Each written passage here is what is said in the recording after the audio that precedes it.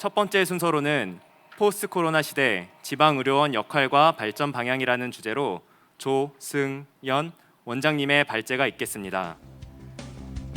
조승연 원장님은 성남시 의료원 초대 원장, 보건복지부 공공보건의료발전위원회 위원을 역임하시고 현재 인천광역시 의료원 원장, 전국지방의료원 연합회 회장을 맡고 계십니다. 큰 박수로 맞아주시기 바랍니다.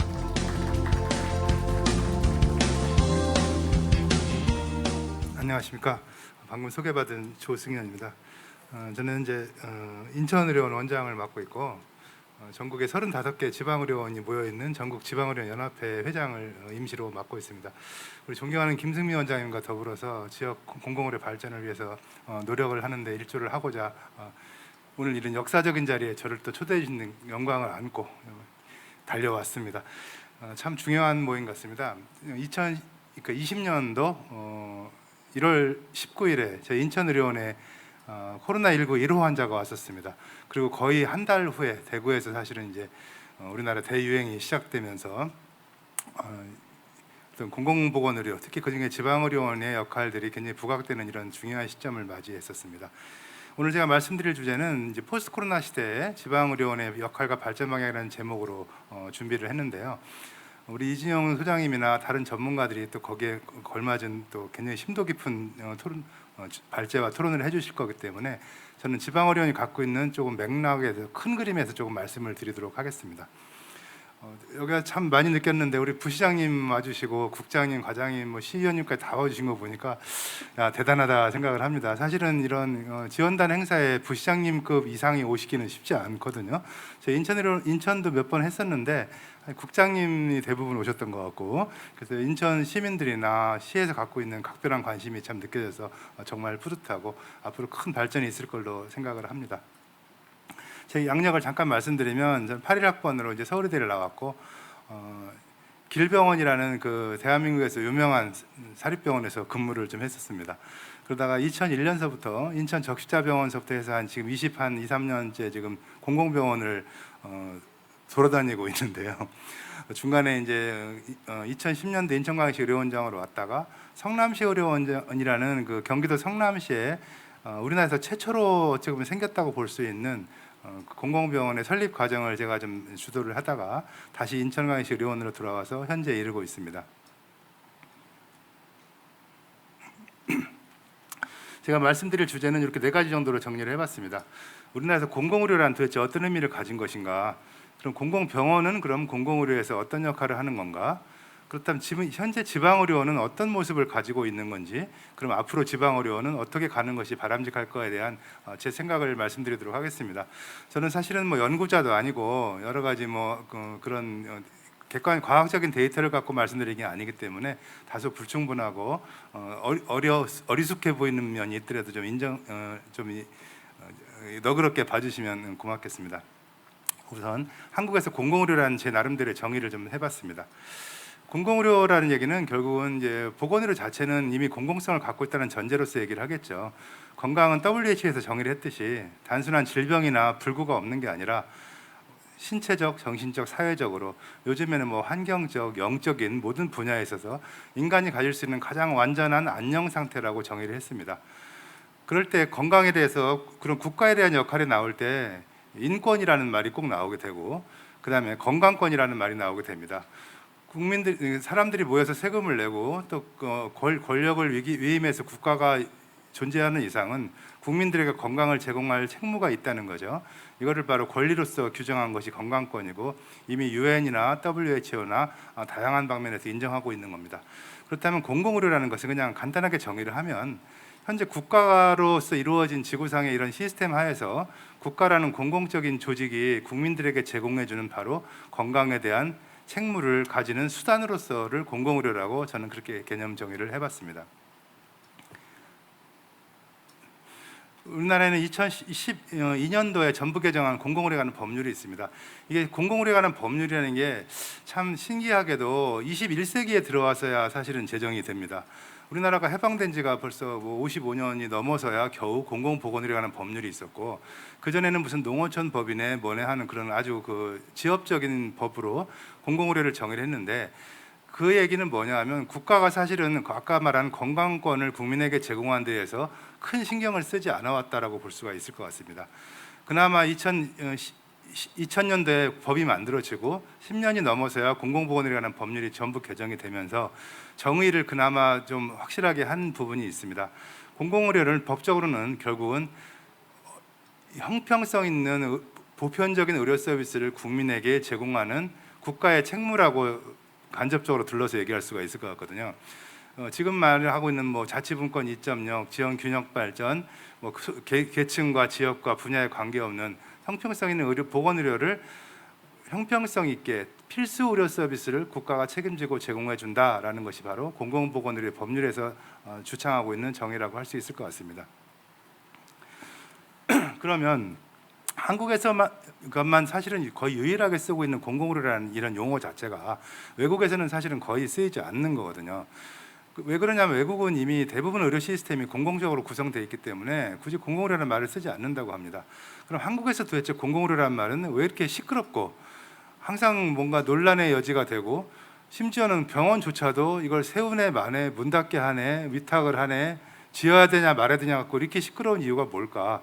대한민국에서 공공의료라는 것은 그 공공의료가 갖고 있는 그 자체의 가치에 대한 속성 이외에도 어떤 민간의료의 상대적인 개념, 어떤 또 영리를 추구하는 보건의료에 대한 상대적인 개념, 또는 사적 소유의 의료와 상대적인 개념으로서 상당히 그 이데올로기적인 문제를 갖고 있다는 거죠. 예를 들면 공공의료 얘기를 하면 민간 소유 병원을 갖고 있는 사람은 공공의료에 대해서 반대하는 입장을 가질 수밖에 없게 되고, 또 어떤 그거를 의료를 산업으로 이용해서 돈을 벌고자 하는 기업의 입장에서 볼 때는 공공성보다는 어떤 영리를 추구할 수 있는 이런 것들이 훨씬 바람직하기 때문에 반대할 수 있게 되고, 또 심지어는 정치적인 문제까지도 결합돼서 이 국민에게 건강을 국가가 제공해 준다는 가장 숭고한 이념 자체가 굉장히 그 이념적인 문제로 편향되어 있다는 거죠. 이건 굉장히 슬프면서도 불행한 일이라고 하지 않을 수가 없습니다. 사실 이 부분을 해소하는 것이 앞으로 우리가 취해야 될 이념적 방향이라고 생각합니다. 보건의료라는 것은 다음의 것들을 가지고 있어야 되거든요. 형평성이 있어야 됩니다. 왜냐하면 보건의료는 국민의 생명을 지키는 거기 때문에 아주 필수적이잖아요. 그렇다면 어떤 격차를 두지 않고 모든 국민들이 자기 역할에서 할 수 있도록 국가가 제공해 줘야 되는 형평성을 반드시 가져야 되고, 그런가 하면 재원은 무한하지 않기 때문에 주어진 재원 내에서 어떻게 하면 이거를 효율적으로 쓸 것인가에 대한 고민이 반드시 있어야 됩니다. 그래서 어떤 경제성이나 효율성에 대한 것들이 반드시 들어가야 되고, 잘 먹지를 않네. 그 다음에는 문제는 이 보건의료라는 시스템에 접근할 수 있는 편의성이 반드시 존재해야 됩니다. 이 세 가지 균형을 맞추지 않으면 보건의료 자체가 뭔가 기형적으로 삐걱삐걱거리면서 갈 수밖에 없는 그런 구조가 생긴다는 거죠. 이걸 한 가지씩 살펴보면 대표적인 예로서 형평성을 좀 보겠습니다. 이거는 이제 정부에서 보건복지부에서 발표한 자료인데 지역 간 의료 격차에 대해서 굉장히 했습니다. 뭐 이동, 그러니까 자기 동네에서 치료받지 못하고 다른 지역으로 이동하는 것이 하필이면 또 경북이 나왔어요. 서울에 비해서 거의 엄청난 규모로 많고, 또 지역에 따라서 입원이나 응급, 심내혈관 사망에 큰 격차가 있습니다. 역시 경상북도 쪽이나 강원도, 충청북도 이쪽은 굉장히 경남도 마찬가지지만 수도권에 비해서 특히 유별난 격차를 보이고 있다는 거죠.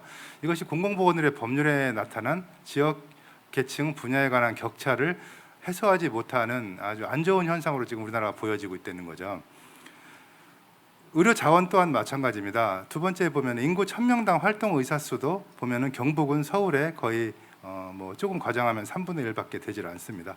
이렇게 의료 자원이 부족한 상태에서 지역 주민에게 형평성 있는 의료를 제공한다는 것은 이미 불가능할 겁니다. 지금 대구의료원도 아까 제가 잠깐 말씀드렸지만 의료인 수가 거의 500병 이상 되는 병원에 지금 전문의가 한 40명 좀 남짓이라고 하더라고요. 이거는 사실은 도저히 유지가 불가능한 구조입니다. 대구의료원 정도 규모가 되면 아무리 못해도 100명에서 150명 정도의 전문의가 있어야 되고, 거기에 인턴 레지던트까지 포함하면 최소한 150명, 200명 정도의 의사들이 왔다 갔다 해야 사실 그 병원이 병원 구실을 할 수 있다고 볼 수 있는데, 사실은 40명, 50명 정도 되는 전문의라고 치면 이거는 요양병원 수준이라고 사실 봐야 됩니다. 그래서 이런 부분들을 해결하는 것들이 이런 격차를 해소하는 데 있어서 핵심적인 일이 될 것이다라는 거죠. 그런가 하면 미총족 의료를 보면은 지금 뭐 굉장히 많습니다. 아래줄에 보이는 게 이제 미층적 의료라는 건데, 미층적 의료는 쉽게 말해서 어떤 병을 치료를 받아야 되는데 뭐 시간이 없던 돈이 없던 병원이 없던 의료기관을 이용하지 못하는 율 자체가 이미 OECD 평균의 거의 3배에 육박합니다. 지금 이름 있다고 잘 나가는 나라 중에서는 이렇게 미층조율이 높은 나라가 없고요. 소득 수준별로 보면 당연히 경제적인 이유에 의해서 병원을 못 가거나 시간이 없어서 못 가는 사람들은 저소득층에 훨씬 많겠죠. 그 이유 중에 굉장히 중요한 것은 경상 총 의료비 중에서 국가 재정이 투입되는 율이 굉장히 낮습니다. 저 파란 것이 제일 아래쪽에 있는 걸 보면 가계가 직접 부담해야 되는 비율이 OECD의 거의 꼴찌에 가깝다는 거죠. 그러다 보니까 어떤 일이 생기냐 하면 공공 재원이 부족하다 보니까 결국은 의료비 때문에 망하는 비율, 재난적 의료비라는 것은 보통 가처분 소득의 한 40% 이상을 본인이 의료비로 쓰는 걸 얘기하는데 그 비율 자체가 상당히 매우 높다고 하고 있고, 중산층이 저소득층으로 전락하는 원인의 3분의 1 정도가 결국 의료비 때문이라고 하는 통계가 있습니다. 그러다 보니까 가계 파탄이나 양극화가 점점점 심해지는 주 원인이 된다는 거죠. 이것이 지금까지 말씀드린 아까 3가지 원인 중에서 격차에 관한 부분이고, 두 번째는 경제 효율성에 관한 것을 잠깐 보도록 하겠습니다. 이 표를 보시면 위에 그 주황색으로 표현된 부분이 OECD 평균의 국가들의 GDP 대비 총 의료비를 나타난 겁니다. 보통 한 8 내지 9% 선에서 쭉 거의 일정하게 유지가 되고 있는 반면에 우리나라는 2000년대에 4.4%에서 지금 아마 작년엔 9%를 돌파했을 것 같은데, 지금 OECD 평균에 거의 도달하는 이 속도 자체가 OECD 평균의 3배 속도로 지금 증가를 하고 있습니다. 자, 우리나라가 의사 수도 굉장히 적거든요. 우리나라가 OECD 평균 의사 수의 한 60% 정도밖에 되질 않고, 의료기관이 또 굉장히 많고, 이런 이용률을 가진 반면에 의료비 증가 속도는 지금 어마어마한 속도로 증가를 하고 있습니다. 문제는 의료비가 증가되는 게 문제가 아니라 이 의료비 자체가 제대로 쓰이면 참 좋겠다는 건데, 이거는 이제 앞으로 시간이 지날 때 엄청난 아마 경상 의료비 때문에 국가 경제가 파탄나지 않을까 걱정하는 그런 화살표입니다. 문제는 뭐냐 하면 이 의료비 자체가 왼쪽에 보이는 필수 의료 분야에 집중이 되고 형평성을 해소시키는 데 쓰인다면 참 좋겠는데, 실제로는 대부분 나라에서는 그렇게 되고 있죠. 필수 의료 분야에는 거의 무한정으로 돈을 쏟아붓습니다. 암이나 뭐 중증 심내에 걸쳐도 거의 뭐 대부분 나라에서는 본인 부담이 거의 없는 상태지만, 우리나라는 어디로 가 있냐 하면 바로 이렇게 비필수 의료 분야에 그 경상 의료비의 상당수가 모여 있다는 뜻이죠. 이거는 그러니까 국가 재정을 쓰는 거를 반대하는 게 아니라 그걸 효율적으로 쓰자라는 문제에서 가장 문제점을 지금 갖고 있다는 겁니다. 우리나라 국민 총 의료비를 보면은 건강보험료를 어마어마하게 내시는 것 같지만 실제로 160조 정도의 1년에 총 의료비를 쓴다고 하는데, 건강보험 예산은 그 중에서 42%에 불과합니다. 나머지 의료보호나 산재나 자동차 보험을 다 합쳐도 사실은 60%대에 머물러 있는데, 이것 또한 OECD 평균의 거의 꼴찌 수준입니다. 결국은 뭐냐면 경상의료비는 계속 늘어나고 있어요. OECD 3배 속도로 늘어나고 있지만 보장률 자체는 거의 제자리 걸음을 하고 있다는 거죠. 의료 이용률 자체는 2~3배, OECD 평균의 2~3배에 달하는데 실제로 필수 의료 부족은 오히려 심화되고 있습니다. 지금 코로나19 사태에서 우리가 알 수 있지만 의사는 굉장히 많다고 의사협회에서는 매일 데모하고 그러는데, 실제 막상 코로나를 볼 수 있는 의사, 즉 바이탈을 다루는, 생명을 다루는 메이저과에 종사하는 의사는 찾을 수가 없어요. 지금 코로나를 겪으면서 사실은 의사 수 부족이 심각하게 느껴지는 이유가 수 자체의 문제보다는 그런 의사들조차도 비필수 분야에 대부분 종사하고 있다는 거죠. 거기에 또 불을 지르는 게 바로 실손보험입니다. 우리나라 실손보험의 액수는 사실은 추계가 안 될 정도로 어마어마한 액수가 지금 지급되고 있는데, 조금 과장되게 얘기하면 실손보험을 다 없애고 그걸 건강보험 재정으로 넣으면 전 국민 무상의료가 가능할 거라고 얘기할 정도로 엄청난 액수가 지금 실손보험으로 쓰이고 있는데, 국민들은 실손보험이 없으면 불안해 살 수가 없는 일종의 공포 마케팅을 통해서 지금 아마 다 실손보험 몇 개씩 갖고 계실 거예요. 이런 것들이 지금 우리나라의 그 재정을 효율적으로 쓰지 못하는데 굉장한 중요한 역할을 하고 있다라는 겁니다.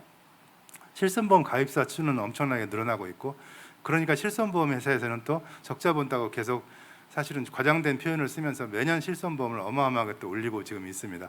결국은 이것이 다 국민들 주머니를 털고 있고, 보건의료 자체가 공공적으로 가는 데는 역행하고 있다는 그런 의미가 되겠습니다.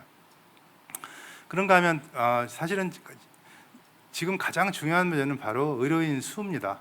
의사 수에 관한 문제인데 임상 의사 수가 인구 1000명당 보면 그 빨간 부분이 OECD 평균인데 1000명당 한 3.6명 정도가 지금 OECD 전체 평균입니다.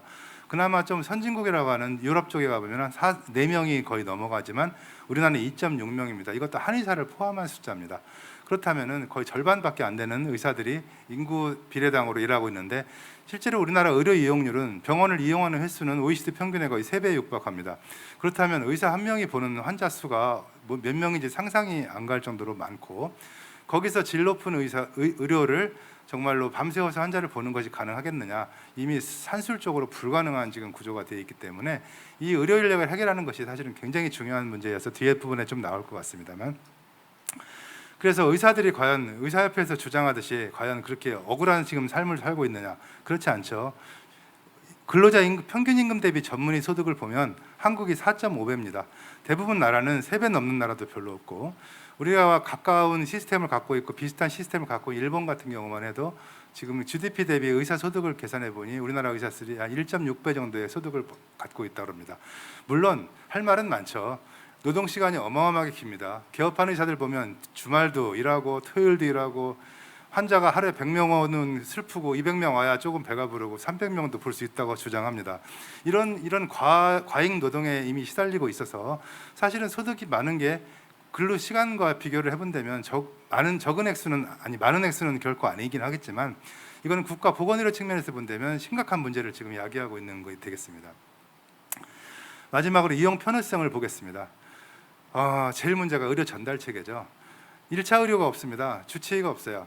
내가 어디가 아프면 일단은 인터넷에 가장 많이 나오는 의원을 찾아갑니다. 내가 이비인후과를 가야 되나, 내과를 가야 되나, 소아과를 가야 되나, 국민들 스스로 알아서 해결해야 됩니다.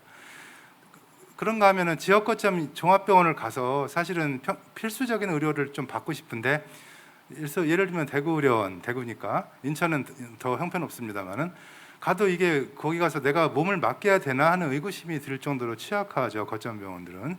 그런가 하면은 또 상급병원이나 수도권 대형지 병원으로 안 가면 불효자가 됩니다. 내가 중병에 걸렸을지 몰라만 해도 일단은 서울에 있는 병원을 인터넷으로 검색하기 시작하죠.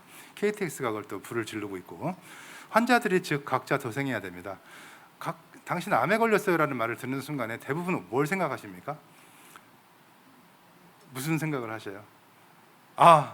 어느 병원을 가야 되지? 혹시 내 주변에 의사 없나? 이렇게 고민하는 나라는 지구상에 아마 거의 우리나라밖에 없다고 보시면 됩니다.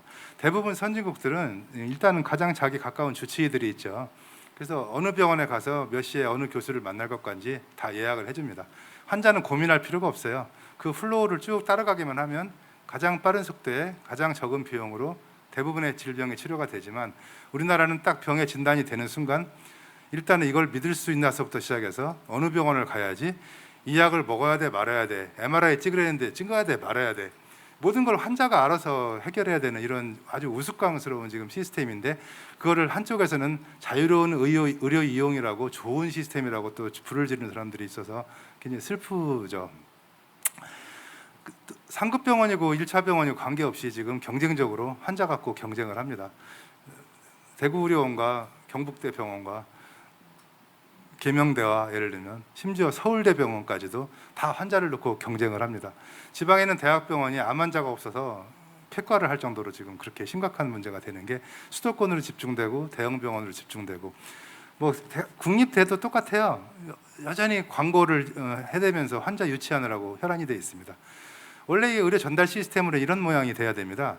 보건소나 건강생활지원센터 같은 것들이 지역 주민들의 가장 기초적인 것들을 맡고, 1차 의원들은 뭐냐 하면 포괄적인 진료를 하면서 이 환자가 정말로 중증이 없는지 또는 건강한 생활을 하는지에 대한 모니터링을 하다가 이상이 있으면 얼른 가서 치료받을 수 있게끔 안내자 역할을 해주는 게이트키퍼 역할을 해줘야 되거든요. 2차 병원은 대구의료원 같은 지역 거점 종합병원들은 거의 대부분의 병들을 거기서 해결을 해주고 수술이나 입원이나 검사나 이런 걸 하게 됩니다. 3차 병원은 뭐냐 하면 지금 이제 정부에서 이름을 바꾸려고 시도 중이긴 합니다만 중증 전문 병원입니다. 3차 병원은 정말로 실력 있는 아주 실력 있다기보다는 전문화된 의사들이 모여서 몇 개 안 되는 병들을 모여서 환자 한 명에 교수들 서너 명이 모여서 고민을 하는 이런 병원이 바로 3차 병원이 돼야 되고, 이미 대부분 선진국들은 그렇게 돼 있습니다. 근데 우리나라는 어떻게 돼 있겠습니까? 이렇게 돼 있죠. 보건소는 뭐 하는지 잘 모르겠고, 1차 의원은 그냥 영양제 주사 놓고 일주일에 한 번씩 와야 되는 환자 매일 오라고 하기 바쁘고요. 지역 거점 병원은 필수 의료를 할래도 도대체 의사도 없고, 일단은 당신 뭐 조기 위암이니까 우리 병원에 수술 충분히 할 수 있습니다 해도 환자가 절대 안 하죠. 믿지를 못합니다. 3차 병원은 그저 이게 무슨 병원인지는 몰라요. 감기 환자서부터 뭐 뇌종양, 간 이식 수술까지 모든 걸 다 해야만 되는 정말로 완벽한 종합병원 역할을 하고 있어서, 사실은 이렇게 가야 되는 것이 이렇게 되는 아주 우스꽝스러운 지금 구조로 돼 있는데, 이거를 정상으로 생각한다는 거죠. 지금 심지어는 정부조차도 3차 상급 대학병원을 여기저기다 분원을 만들어서 모두 다 상급 병원이 돼서 질 높은 의료 서비스를 제공하겠다는 잘못된 생각에 지금 빠져 있습니다. 키워야 될 거는 바로 아까 말한 대로 이렇게 만들어야 되는 겁니다. 그래서 결론적으로 이렇게 되는 거죠. 서로 환자 유치, 규모 확대, 이윤 추구에 혈안이 돼서 도대체 국민들은 어디로 가야 될지 갈팡질팡하고 지금 있는 상태입니다. 지금 수도권에만 해도 가까운 실내로 3,000병상 정도가 지금 생기는데, 대부분의 유명하다는 대학병원들이 다 지금 서울을 중심으로 분원을 세우느라고 혈안이 돼 있어요. 문제는 뭐냐면, 정말로 슬픈 일은 이 병원을 누구 돈으로 짓는 줄 아셔요? 다 공공개발입니다. 공공부지를 개발 이익을 줘서 민간 병원에다가 병원을 지어주는 역할을 지금 추진하고 있어서, 보건복지부가 사태의 심각성을 지금 느끼고 병상을 제한하려고 지금 하고 있어서, 지금 그 부분에 대한 것이 아마 차기 정부의, 지금 현 정부의 아마 초기에 중요한 과제가 될 것 같습니다. 지금 만일 이것이 정말로 실현된다면 가뜩이나 어려운 지역에 있는 지금 병원들은 아마 고사분명히 될 것 같아요. 우리나라의 의료 문제를 좀 정리를 해보면, 구조와 인력과 이용체계, 지불제도 이렇게 볼 수가 있지만 바로 이런 거죠. 민간 병원 중심으로 사적 이윤 추구 기반 의료가 되어 있고, 인력이 부족하고 파행적으로 분포되어 있으면서 어떤 의료 전달 체계는 완전히 없다. 또 중요한 것은 바로 지불제도입니다. 우리 건강보험공단 현재령 본부장님 와 계시지만, 사실은 건강보험이라는 것이 가장 근본적인 문제가 첫 번째는 사회보험입니다. 사회보험이라는 건 뭐냐 하면, 예를 들어서 이건희 회장도 돌아가시기 전에 건강보험료를 저보다 얼마 많이 안 내셨어요. 그분이 저보다 돈을 굉장히 많이 버시는 것 같은데, 건강보험은 캡이 씌워져 있기 때문에 누진적인 역할을 하는데 한계가 있습니다. 그러다 보니까 아까 말한 격차를 줄이는 데서 재정적으로 이미 한계가 봉착해 있고, 두 번째로는 행위별 수가입니다. 뭐를 한 가지 할 때마다 돈이 생기니, 뭐 성인 군자가 아닌 다음에는 다 검사라도 하나 더 하려고 들고 약한이라 한쪽이라도 더 주려고 하겠죠. 이 두 가지 문제를 해결하지 않으면은 사실은 늘어나는 의료비 팽창을 막을 방법이 없을 거다라는 겁니다. 경제기획원에서 우리 기재부에서 늘 좋아하는 BC 값입니다. 대한민국 보건의료를 BC 값으로 본다면 0.00001일 것 같아요. 1은 넘어야지 그래도 그나마 한다고 하고, 그게 안 돼서 지방의료는 못 준다고 하는데, 이 보건의료 체계를 유지하는 자체가 이미 경제 계획의 실패라고 저는 볼 수가 있습니다. 자, 어려운 문제인데, 공공의료라고 하면 지금 사실 반대하는 사람 아무도 없습니다. 여고야고 공공의료 강화시키자 그러면 다 찬성합니다. 우리 시의원께서 나와 계시지만 정당을 불문하고 지금 모든 공약에는 공공의료 강화한다고 들어있는데, 문제는 초점 자체는 사실은 전부 다른 방향을 바라보고 있는 거예요. 의료가 산업이냐 복지냐? 보건의료를 수익을 올리는 게 가능한가? 사실은 보건의료 자체로 수익을 올리는 건 불가능합니다. 제가 한 2-3년 전에 미국에서 두 번째로 크다는 클리브랜드 클리닉이라는 데를 다녀왔는데, 저는 이제 원장을 하다 보니까 제일 궁금한 게 수익이 어떻게 돼요라고 물어보잖아요. 20% 정도가 적자랍니다. 미국의 병원은 아시다시피 뭐 중환자실 한 일주일 입원하면 1억 단위 치료비는 금방 나오는 그 바가지 씌우는 병원인데도 불구하고 20%가 적자인데, 그럼 어떻게 도대체 운영을 하세요 했더니, 그중에 한 반 정도는 기부받아서, 그리고 한 반 정도는 의료 산업적으로, 그러니까 약품이나 의료 이런 걸로 벌충을 한다고 그래요. 사실은 거기 미국이라는 이런 아주 영리적이고 자본주의적인 나라에서도 병원 자체를 운영해서는 절대 수익을 볼 수 없다는 걸 반증하는 겁니다. 그럼에도 불구하고 우리나라는 병원을 차리면 돈을 번다라는 생각에 빠져 있어요. 부모님들이 다 자식들을 의대 보내고 싶어 하는데 1번이 뭐겠습니까? 명예, 사랑, 천만의 말씀이죠. 돈 때문에 보내시지 않아요? 보건의료는 돈 버는 직종도 아니고 그걸로 돈을 벌 수가 없다는 게, 이건 당연한 얘기인데도 불구하고 거기서 이윤을 내려니까 아까 말씀드린 대로 말도 안 되는 사건들이 계속 벌어지고 있는 거죠. 자, 공공의료가 그럼 정의가 뭐냐? 이것도 뭐 사실은 제각각입니다. 공공의료 뭐 다들 자기 맘대로 다 주장하고 있으며 공공병원과 민간병원을 구별할 필요 없습니다. 왜냐하면 우리는 다 같은 건강보험 체계에 있기 때문에 모두 다 공공의료라고 주장하고 있는 분들도 있지만은 과연 그럴까요? 우리나라 민간병원이 과연 공공 거버넌스를 가지고 있느냐? 보건의료 산업이라는 게 과연 민간이 하는 것이 효율적이냐, 공공이 하는 것이 효율적이냐? 대부분 유럽 쪽으로 가면은 이미 그 학문적으로 뭐 예방의학 하시는 교수님들도 많으시지만은 공공에다가 투여를 했을 때 훨씬 효율적이고 비용 대비 효과가 잘 나오게 되고, 그리고 타임리스 적절한 시기에 의료 제공이라든지 모든 지표에서 공공 부분이 훨씬 우월한 것으로 이미 판명된 거고, 그렇다면 보건의료 같은 공공적인 분야는 당연히 공공이 주도하는 것이 훨씬 비용도 절감되고 국민들의 만족도를 높인다는 것은 거의 증명된 사례라고 하는데, 유독 우리나라만 공공병원에 돈 주면은 낭비고 방만하게 쓰이고 손해라고 생각하는 이런 패턴들이 유지가 되고 있다는 거죠. 자, 공공의료를 과연 늘릴 수 있느냐? 이건 상당히 정치적 문제가 돼서 지자체장들에 따라서는 서로 뭐 병원을 짓겠다고 하는 분들도 있고 서로 병원을 없앤다고 하는 분들도 있고, 이런 것들이 어떤 공공보건의료의 가치에 접근하는 게 아니라 어떤 정파적인 이익이나 이런 걸로 또 접근하는 이런 문제들. 그래서 이런 어떤 전체적인 문제들이 공공의료를 강화한다고 하는데도 공공병원을 짓는 게 옳으냐 안 짓는 게 옳으냐, 이렇게 지금 이 말한 굉장한 소모적인 논쟁들이 수십 년째 지금 지속이 되고 있는 이런 현실입니다. 결국 이런 문제점들은 가장 거는 뭐냐면 우리나라 보건의료 세계 자체가 공공성이 없다는 거죠. 지금 말씀드린 걸 쭉 정리해 보면 대부분 민간의료 95% 이상이 민간병원이기 때문에 그렇게 주도되어 있는 것들, 그리고 건강보험의 한계, 그리고 의료 인력 양성 시스템 자체가 어떤 공공적인 것보다는 의사 집단이나 어떤 학회 같은 데서의 그 전문가 집단의 논리에 의해서 구성되는 이런 문제들, 그리고 또 가장 중요한 것 중에 하나가 뭐 캐나다나 이런 데 같이 그러니까 민간병원이 많지만 그런 데서 민간병원을 영리병원이라고 하는 데는 하나도 없어요. 민간병원도 똑같이 공공적으로 운영을 하고 정부에서 재정 지원도 해줍니다. 결국 거버넌스의 문제거든요. 대한민국의 민간병원들이 과연 그런 공공적 거버넌스를 갖고 있느냐 하면 아니라고 생각하는 것이 당연히 맞을 것 같습니다. 심지어는 국립대병원을 포함한 공공병원조차도 영리적 운영을 할 거를 강요받고 있다는 거죠. 공공병원 원장들의 가장 훌륭한 대통령상을 받는 것은 경영을 정상화시키는 겁니다. 경영의 정상화는 공공보건의료를 제대로 수행하는 게 아니라 수익을 내서 흑자로 전환시키는 원장들이 과거에는 표창을 많이 받았습니다. 지금은 좀 많이, 요새는 그렇지 않다고 말씀드리긴 하겠지만 그래서 자, 이걸 어떻게 해결할 것이냐? 제 생각은 그래요. 일단 공공병원을 좀 늘려야 됩니다. 5%밖에 안 되는 공공병원 갖고는 뭘 할 수 있는 게 사실 없어요. 전쟁 때 전쟁이 났는데 정규균이 5%밖에 안 되고 95%를 의병을 조직해서 외국과 싸운다는 게 말이 되겠습니까? 우리 코로나 때 이미 느껴봤잖아요. 공공병원이 없으니까 그 다음에는 애골복골하면서 병상 5%만 좀 내주시겠어요? 얼마 드릴까요? 이거 갖고 지금 정부가 내내 우리 공직자들 고생한 거 제가 옆에서 봐서 너무 안타까운 거죠. 제가 인천에서 그랬습니다. 인천의료원이 지금보다 2배만 컸으면 민간병원은 그냥 늘 하시던 대로 하시고 저희가 다 볼게요 해도 될 정도입니다. 인천에 환자가 많지 않았거든요.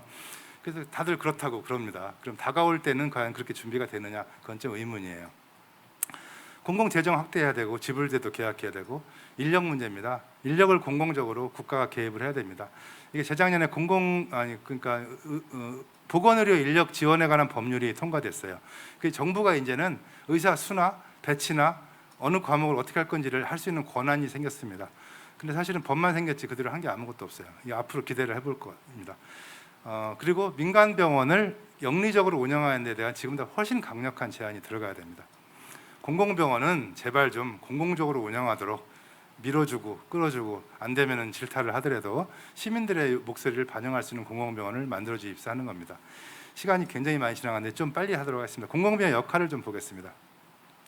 메르스 때 뭐 이미 공공병원이 뭐 할지 다 책으로 이만큼 두꺼운 책이 나왔지만 지켜진 게 거의 없었죠. 코로나가 또 왔습니다. 이제 과연 앞으로는 어떻게 될지 모르겠어요. 그 당시 나왔던 메르스 백서입니다. 이것만 잘 지켰으면 아마 이런 얘기를 제가 강의할 필요 없었게 됐을 것 같아요. 위드 코로나입니다. 뭐 코로나 앞으로 이제 다 아시는 얘기니까 결국은 이런 엄청난 사태를 겪고도 공공의료를 강화시키는 이런 방향들을 개선책을 내놓지 않으면은 사실은 뭐 정부라고 할 수가 없겠죠. 코로나 환자 80%, 7, 80%를 공공병원이 받습니다. 사실은 공공병원이 5%가 아니라 1%입니다. 왜냐하면 대부분 지방의료원이 받거든요. 1%의 병원이 코로나의 70% 이상의 환자를 받습니다.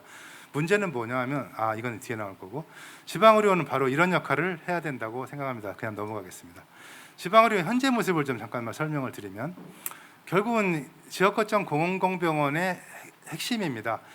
보건의료의 중심축에서의 2차 거점 의료 병원의 역할, 재난사태에 있어서의 중심적인 역할, 그리고 국민들에게 필수 의료 서비스를 제공하는 역할, 모든 역할들이 사실은 지방의료원이 얼마만큼 수가 늘려지고 그 기능이 강화되고 거기에 얼마만한 좋은 인력들이 모여서 서비스를 제공하느냐가 제가 보면은 대한민국 의료를 공공성을 높이는데 가장 핵심이라고 보기 때문에 그렇습니다.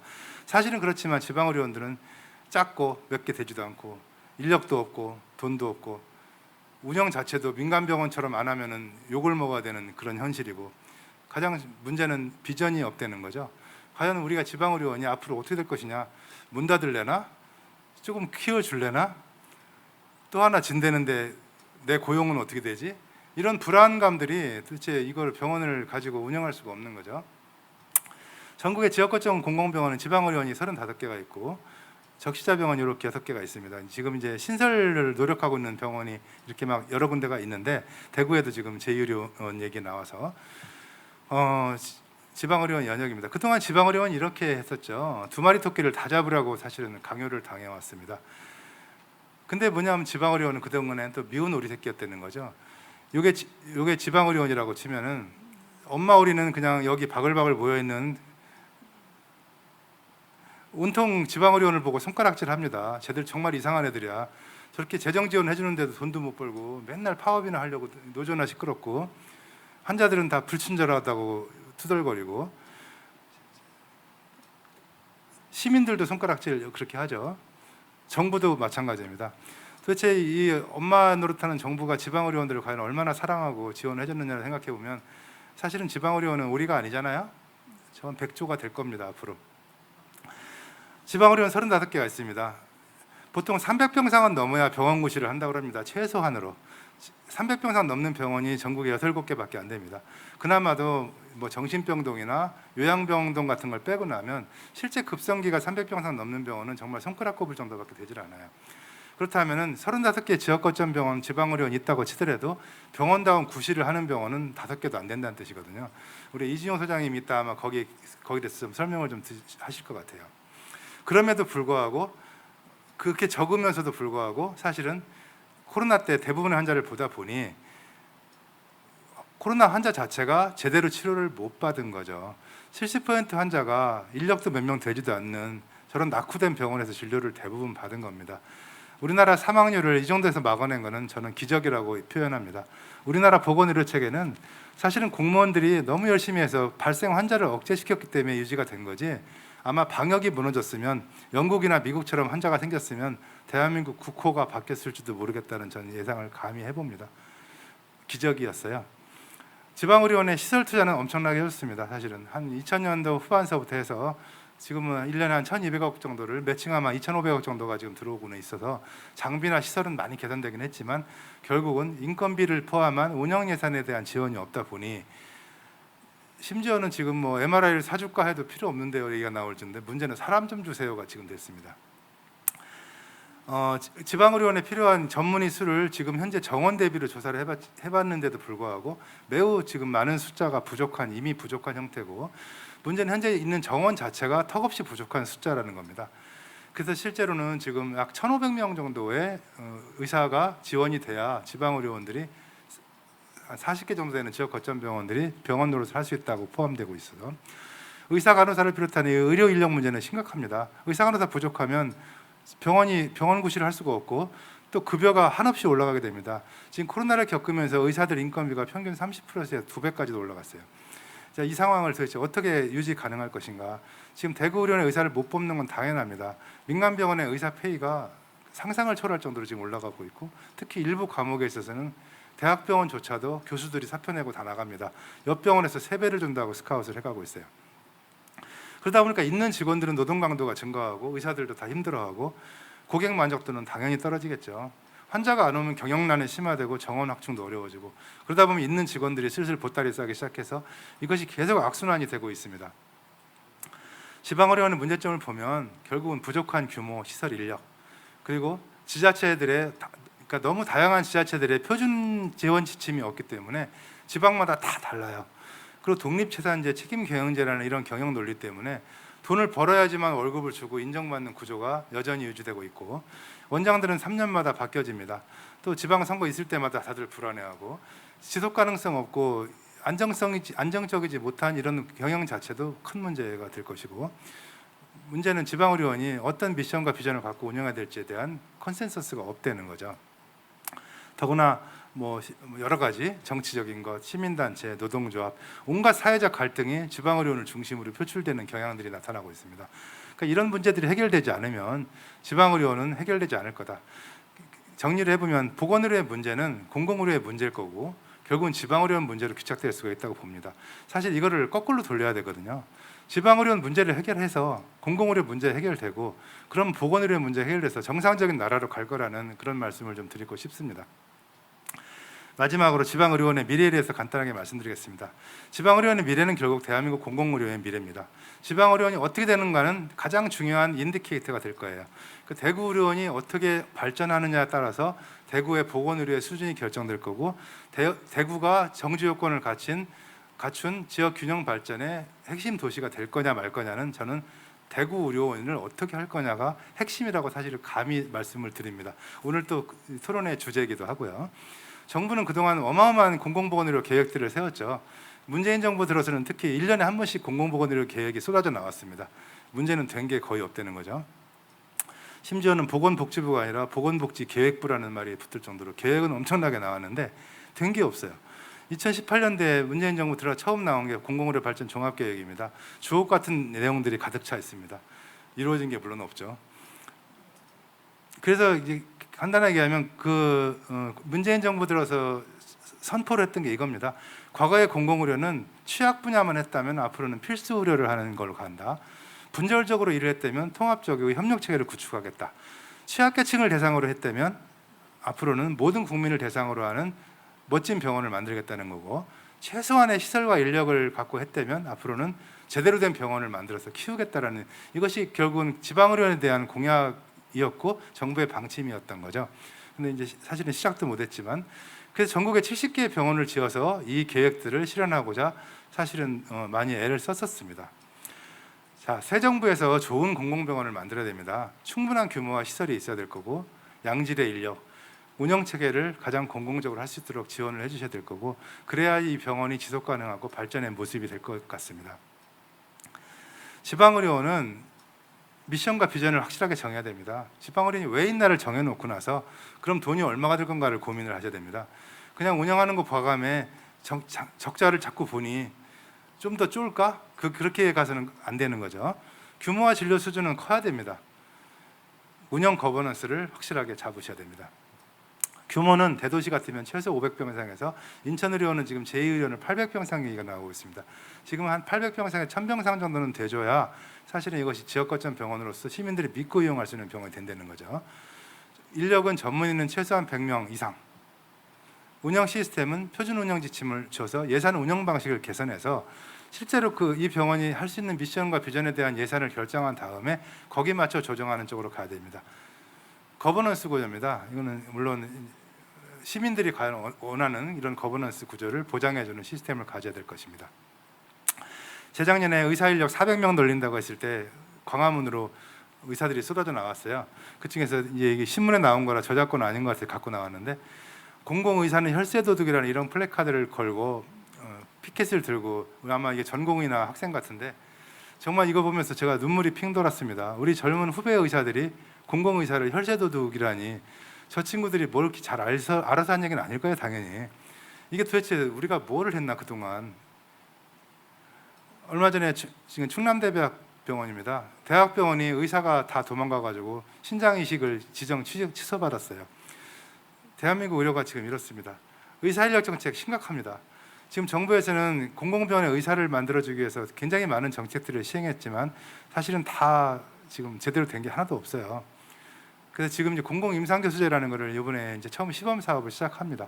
이 부분은 앞으로 이제 좀 핫 이슈가 될 것 같고 대구도 여기에 대해서 많이 관심을 갖고 있는 걸 갖고 있습니다.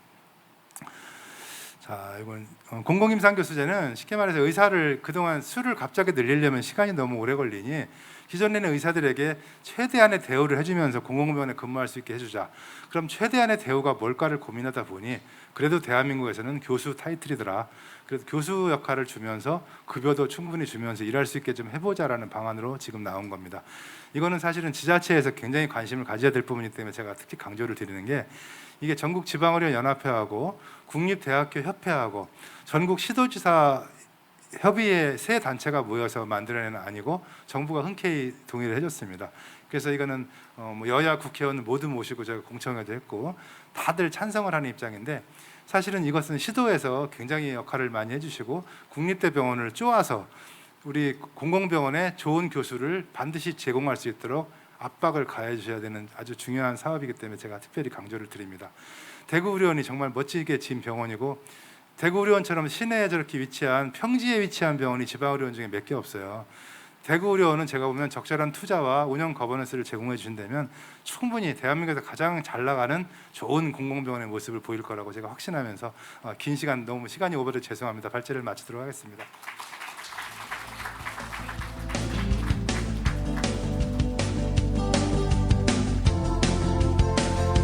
다음으로는 지방의료원의 기능 강화를 위한 접근 전략이라는 주제로 이진용 소장님의 발제가 있겠습니다.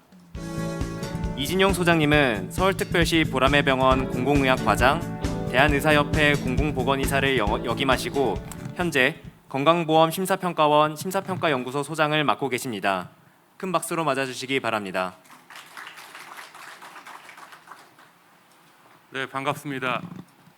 제가 좀 호흡이 좀 모자라서 좀 양해해 주시면 마스크를 좀 벗고 하겠습니다.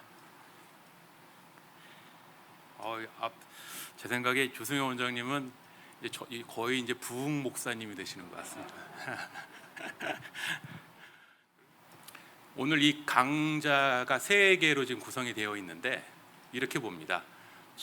조승현 원장님하고 저가 외부적 시각에서 바라본 거를 얘기를 하는 거고 뒤에 이제 우리 김종현 선배님께서 이 대구 이 지역에서 바라본 거에 대한 얘기를 하는 건데 외부에서 바라본 시각은 보통 이제 약간 철학적이고 이념적인 얘기를 보통 교수가 해야 되는데 원장님이 하셨고 그다음에 이제 제가 심사평가원에 있어서 이제 통계라든지 각종 자료에 접근할 수 있으니까 제가 그러면 이제 이상하고 이제 철학은 그렇다고 하고 현재 상황이 어떻게 바라 보여지느냐 앞으로 그러면 대구 입장에서 어떤 선택지가 있을 것이냐 이렇게 진행을 한다고 생각을 했습니다.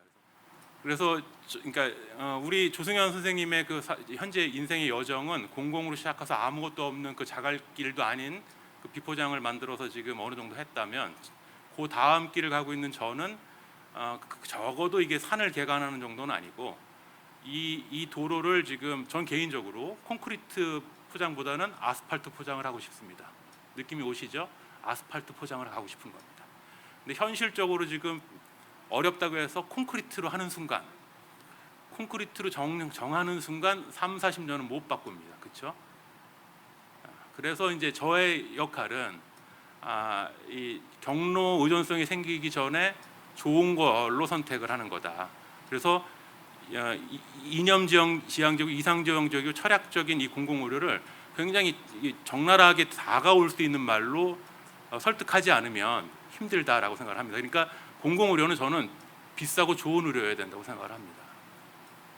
그러니까 어렵고 힘든 사람들만을 위한 게 아니라 그거는 당연히 가는 거고 그냥 누구에게나 가서 비싸고 좋은 가능하면 적정한 금액을 갖는 좋은 의료를 하는 것이 맞다고 생각을 합니다. 그래서 이 대구에 상당히 신경을 쓰고 있는 이유는 뭐냐면 대구에서 제2의료원이 생길 수 있다고 이제 그때 아마 제 기억에 작년쯤에 김권혁 교수님한테 연락이 왔을 때 제 반응이 어땠는지 아십니까? 정말요? 대구요? 이거였습니다. 그래서 오늘은 제 얘기는 앞에서 이상적이고 이제 철학적인 얘기를 하셨다면 오늘 그러면 대구 의료원을 좀 한번 바라보도록 하겠습니다.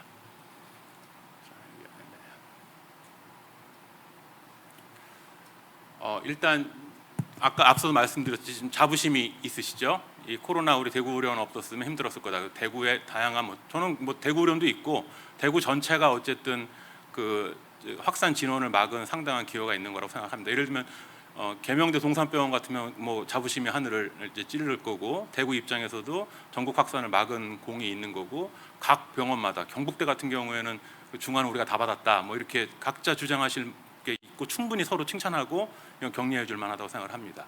그 중에서도 몸바쳐 일한 대구 의료원은 이렇게 점수가 후하게 나옵니다. 그리고 이게 대구 의료원의 현황은 이렇게 됩니다.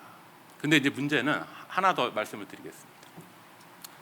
이 전쟁이 끝나고 나서도 대구 의료원에 대한 평가가 현재와 같을 것이냐? 전 사람들은 다시 냉정해질 거라고 생각을 합니다. 그래서 잠시만요. 네, 이렇게 돼 있고, 그래서 이제 보면 전 돈 얘기를 좀 해야겠습니다. 돈 얘기를 해야 하는 가장 큰 이유는 뭐냐면, 제가 전직 공공의학 과장이 공공의료를 한다는 어쨌든 조승현 선생님 다음 넥스트 제너레이션에 있는 교수가 돈 얘기를 합니다. 이유가 뭐냐면, 이제는 옛날에는 공공병원 하면 무조건 적자나는 게 확실했는데, 이제는 의료의 질이 높아지면은 플러스 마이너스 0은 맞추거나 아니면 시도나 정부가 용인할 수준, 어느 정도라고 보냐면 저는 5에서 10%라고 봅니다. 그럼 대충 아마 대구시도 비슷하실 것 같습니다. 용인할 수 있는 수준. 이게 무슨 뜻이냐면, 대구 의료원의 만약 총 매출이 만약에 총 예산이 300억 정도가 필요하다고 하면 심포괄수과 정부 지원 다 받고 나서 마이너스 한 15억에서 20억 정도가 나는 거면, 요거는 아마 대구시 의회에서 허용 가능한 수준. 저는 무슨 뜻인지 이해하셨죠? 근데 요즘에 꽤 탑 그레이드에 있는 대형 공공병원들은, 대학병원이 아닌 대형 공공병원들은 흑자 전환을 하고 있습니다. 그리고 흑자의 규모도 의료 수익은 안 나는데 각종 지원금 등등을 받아서 장부상 수익이 5에서 10% 정도가 나거든요. 요 정도가 나야 직원들 봉급 올려주고 기계도 좀 바꾸고, 그다음에 예를 들면 인센티브도 좀 주고, 그다음에 좋은 교수나 선생들 모실 때 좀 예를 들면 종잣돈으로 쓸 수 있는 수준이라고 봅니다. 그러니까 앞서 이제 조승현 선생님과 저가 이제 뜻이 다른 게 아니고, 그때는 예전에는 그랬는데 지금은 노력해서 의료의 질이 높아지면 적어도 플러스 마이너스 0을 맞출 수 있다. 그리고 흑자 전환을 할 수 있는 기틀은 마련이 돼 있다라는 걸 명확하게 인지를 하셔야 될 것 같습니다. 그래서 대구 의료원은 지금 19년 기준으로는 적자액이 24억 7천만 원 정도 적자가 나는데, 위에 당기순이익으로 보면 서울의료원은 지금 99억이 나옵니다. 99억이 나오는데 서울시 의회는 서울의료원이 거기는 적자입니다. 그러니까 보라매 병원은 거기서 서자고, 서울의료원은 서울시 입장에서는 적장자입니다. 그러니까 물론 이제 보라매 병원 서울시 말을 잘 안 듣지만, 서울대병원이라고 말을 잘 안 듣지만, 서울시 의회의 목적은 서울의료원이 의료의 질적 수준까지 보라매를 능가하는 것이 암묵적인 목표입니다. 그러니까 서울의료원이 단기간에 저 실력과 저 정도의 수준으로 올라온 거고, 여기는 제 생각에는, 이게 지금 유튜브 생중계되는 것 같은데, 제 생각에는 서울시가 서울의료원에 대한 사랑은 적자를 무제한 용인하겠다, 보라매 병원만 잡을 수 있으면 이라고 봅니다. 근데 실력이 좋아지면 적자가 줍니다. 그리고 이 99억의 적자는 서울시가 시키는 걸 해서 발생한 적자이기 때문에 재정보조금이 아마 150억 정도가 아마 딴 걸로 들어갈 겁니다. 그래서 괜찮습니다. 근데 자 보십시오. 코로나가 끝나고 나서, 자, 이 표가 지금 굉장히 중요한 표입니다. 자, 보시면 대구 의료원이 지금 이게 만년 적자거든요. 그러니까 24억 7천만 원 정도 적자가 아마 대구시 입장에서 부담스러운 적자 금액일 거예요. 아마 시장이 어떻게 생각하시는지 모르겠지만, 근데 작년에 44.8억 원 흑자가 났습니다. 코로나 시국에 흑자가 어떻게 납니까? 이 숫자가 굉장히 중요한 의미를 가집니다. 저기가 흑자가 크게 났다는 것은 평상시에 병상 가동률이 높지 않다는 뜻이고, 그 다음에 평상시에 객단가라고 하는 1인당 진료비가 높지 않다는 뜻입니다. 왜냐하면 정부가 보전을 어떻게 했냐면, 저 규모의 병동 규모의 평균 진료비에 전체를 다 증발했으니까 100% 가동률로 따지는 거죠. 그러니까 만약에 평상시에 300베드 한 240베드 정도를 움직이고 있었는데 지금은 다 내놓은 거니까 300베드로 계산을 하는 거고, 평상시에 좀 어려운 사람들 사회적 입원이 좀 있어서 이 평균 단가가 뭐 하루에 10만 원이었는데 저 규모의 평균이 20만 원이었다 그러면 20만 원 곱하기 100%를 때려주니까 이게 적자가 왕창 이렇게 늘어나는 병원들은 평상시에는 약간 사회적 입원 또는 객단가가 떨어지거나 장기 입원, 그다음에 쉽게 얘기하면 심평원 단어로 쓰면 의료의 질적 수준이 떨어지고 다른 데에 비해 경쟁력이 약간 떨어지는 병원 같은 경우에는 이 흑자 규모가 굉장히 크게 나옵니다. 이게 숫자의 묘미입니다. 그러니까 따라서 올해 만에 전쟁이 대충 끝나고 내년에 다 원대 복귀를 하게 되면 내년에 다시 이제 대구 의료원 이게 마이너스가 될 확률이 있는 겁니다. 근데 그때도 대구 시민이 영광스럽게 바라봐 줄 것이냐? 저는 그렇게 보지 않습니다. 왜냐하면 사람이 그때 갖다 변합니다. 그때 갖다 변하고 그 상황에 상당히 영향을 받고 있기 때문에 영향을 줄 거라고 생각을 합니다. 그리고 공공운영 평가도 A등급 나왔습니다. 원래 A등급을 잘 따는 병원은 아닌데 이제 코로나 시국이 있었기 때문에 아마 대구 의료원은 향후 몇 년간 계속 A등급을 유지할 겁니다.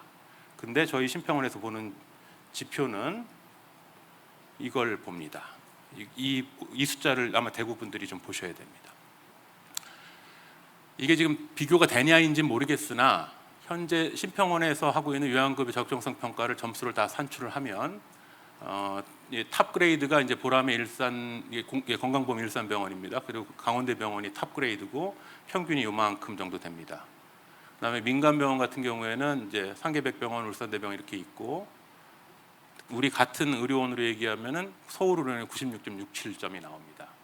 자 보십시오. 그럼 이론상으로 지금 서울의료원은 저희 생각에 지금 업계에서 어느 정도로 지금 평가를 받냐면 보람의 병원에 거의 문턱까지 갔고 여기 뭐 공단에서도 오셨지만 공단 일산병원이 요새 좀 힘들거든요. 좀 약간 좀 헤매는 것 같은데 공단 일산병원 저 정도로 헤매면 일산병원 정도는 잡을 수 있다. 근데 재미있는 건 지방자치단체가 설립한 거란 말이죠. 그러니까 지금 현재 기염을 토하고 있는 겁니다. 지금 기염을 토하고 있는 병원이 이 정도인 거고 문제는 인천의료원이 다음인데 이 갭이 이만큼 큽니다.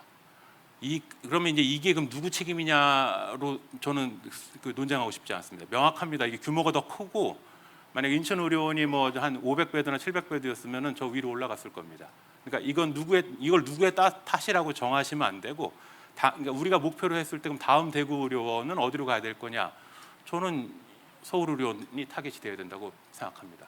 그렇지 않으면 투자할 이유가 없는 겁니다. 그 다음에 현재 대구 의료원은 여기 있습니다. 그 다음에 이제 중앙보험병원, 보험병원도 망하긴 마찬가지였는데 송파구에다가 1,몇백 병상짜리 메머드 병원을 짓고 나서 그냥 탑티어로 뜁니다. 이게 무슨 뜻이냐면 아까 저는 아스팔트를 깔고 싶다고 말씀드렸지 않습니까? 콘크리트 말고 콘크리트를 깔으면은 그 분진의 소음에 그 타이어에 이렇게 되는데 처음에 힘들어도 아스팔트를 깔아야 그 다음에 계산하기 쉽습니다. 만약에 이제 돈이 모자라서 300으로 시작을 한다고 해도 300으로 공간을 세팅해 놓으면 누더기가 됩니다. 붙여야 되지 않습니까? 이렇게. 근데 지금은 우리가 없어서 못하지만 설계는 700으로 해서 땅도 이렇게 파놓고 예를 들면 꺼졌습니다. 700으로 파놓고 그 다음에 확장도 누더기로 붙이는 게 아니라 제대로 이쁘게 붙일 자리.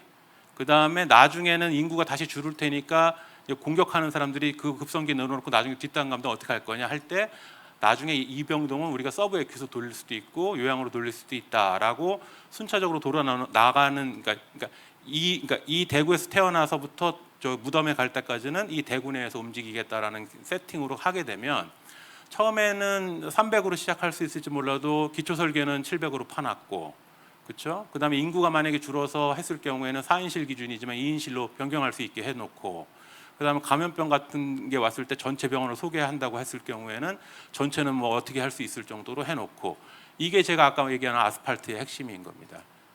콘크리트로 정해놓아서 이게 몸이 꽉 껴 있는 걸 했을 때는 내가 나중에 선택을 할 수 있는 상황이 없거든요. 그러니까 오늘 기억하셔야 될 거는 그리고 그 다음에 이제 원장님과 저는 이제 되게 고무적인 게 오늘 이 자리는 질 거냐 말 거냐의 문제는 아닌 거라 같습니다. 그러니까 진다고 지금 생각하시는 거고.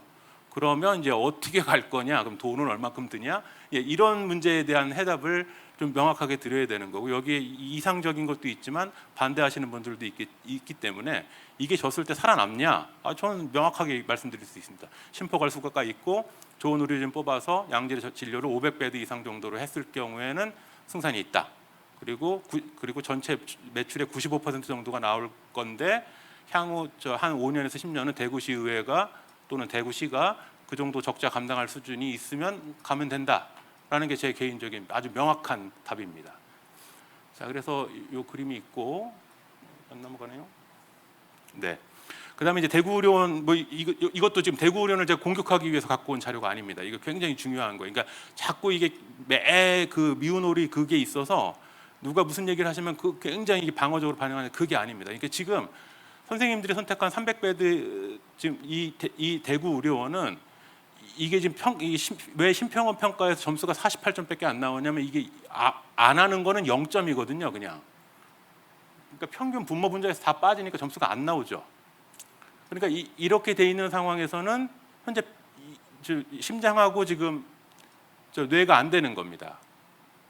그러면 이거를 늘리라는 뜻이 아니라 현재 대구의료원이 점수가 안 나오는 거는 급성기 중에 남들이 제일 중요하다고 다루는 부분이 없는 거죠. 그러니까 여기서 지금 암 진료하라는 얘기가 아닌 겁니다.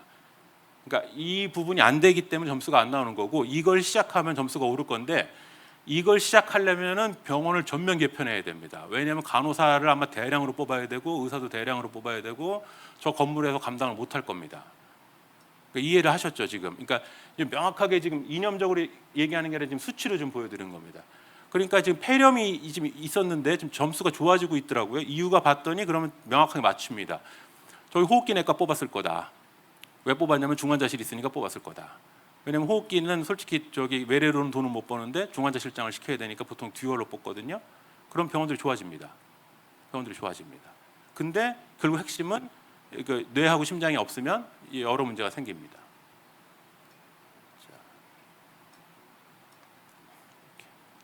자, 그래서 이게 심평원에 있는 등급표를 보시면 이 숫자 열심히 보실 필요가 없어요. 여기 1등급 찍으면 되는 겁니다. 지금 요거 1등급으로 바뀌었고 요것도 1등급, 요것도 1등급.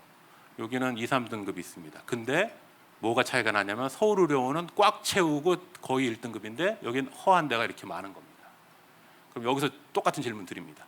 두 번째 의료원을 저렇게 허한 병원을 지으실 겁니까? 이렇게 꽉 찬 병원을 지으실 겁니까? 이게 숫자로 500베드인 거고 의료진 100명인 겁니다. 근데 초기 적자는 한 5년간 한 500억은 감당하셔야 될 것 같은데요. 예, 지금 현실적인 숫자를 지금 제시해 드린 겁니다. 자, 그럼 부산의료원은 원래 부산의료원도 조금 헤맸는데 부산의료원은 제가 요즘 좋아지는 이유가 그러니까 이렇게 되는 거죠. 부산의료원은 별도 법인에 100명이 있는데 한 2, 30명이 이제 부산대학교에서 온 겁니다. 예를 들면 의사 선생님들이 일부 오셨을 거고 교수님들이 그다음 간호부에서 일부를 데려갔겠죠. 그다음 기사장도 좀 데려갔겠죠. 그랬더니 숫자가 좋아집니다. 숫자가 좋아지고 있습니다. 그다음에 이제 괄목해야 될 거는 이제 조승현 원장님 부딪히면 맨날 이 그래프가 나오거든요. 인천의료원 같은 경우는 이게 숫자가 점점 좋아지고 있습니다. 점점 좋아지고 있습니다. 그러니까 같은 상황에서 이제 계속 노력을 해서 결국 의사 숫자가 늘고 진료량이 늘면 성적은 좋게 나옵니다. 돈 얘기가 아닙니다. 의사를 계속 뽑으신 거고 그러니까 욕심이 많아져서 요새 암 진료도 일부 하는 과가 있습니다. 뭐 말리지 않겠습니다. 그러니까 점수가 좋아지고 있는 겁니다. 그러니까 다음 여기서 두 번째 카테고리. 두 번째 대구의료원 또는 현재 대구의료원의 경쟁 상대는 대도시의 지방의료원이어야 된다. 그래도 여기 대구가 그래도 자존심의 도시인데, 그렇죠? 이게 서울의료원, 부산의료원, 인천의료원 규모도 지금은 규모가 밀리겠죠. 밀려도 이 정도를 따라가야 된다. 그러니까 의회 얘기할 때 이 자체로 대구시 있는 게 아니라 그래도 우리가 부산이나 인천보다 못하면 안 되지 않겠냐 이렇게 제가 알기로 그 순서 랭킹이 서울, 부산, 대구, 인천 이게 다 그 족보가 있는 거라던데 그럼 원래는 3등이어야 되시는 거 아닌가? 인천보다 나아야 된다는 뜻입니다. 서울 제가 알기로 서울, 부산, 대구, 인천입니다. 이게 광역시된 순서인 걸로 알고 있습니다. 그러면 적어도 인천의료원은 훌륭한 저기기도 하지만 경쟁자가 돼야 되는 거죠. 그러니까 인천으로 한다는데 우리 왜 안 되냐? 그러니까 인천이 지금 두 번째 지을 수 있다고 그러니까 지금 대구도 그렇게 말씀을 하실 수 있는 거죠. 자, 그래서 넘어가 보겠습니다. 이게 일로 가야 되는군요. 네. 그래서 결론을 말씀드리면 이게 그 이거는 이제 뭐 더 얘기 안 해도 됩니다. 뭐 이것도 뭐 하는데 결국 이제 의료 질 문제입니다. 근데 이게 이제 또 현실적인 문제가 있죠. 일단 대구가 어떤 특징이 있냐면 상급종합병원이 4개나 됩니다. 그러니까 대구 인구에 비해서 상급종합병원이 엄청 큽니다. 근데 대구의료원이 여기서 만약에 저걸 하겠다고 빈틈을 들어오면 이게 아주 여러 가지로 이제 복잡한 일이 전 생길 거라고 봅니다.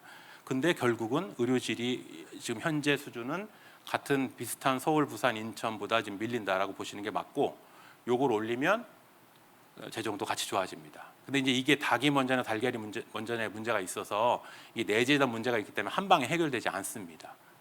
그거를 좀 그러니까 제가 외부 시각으로 봤을 때는 그렇습니다.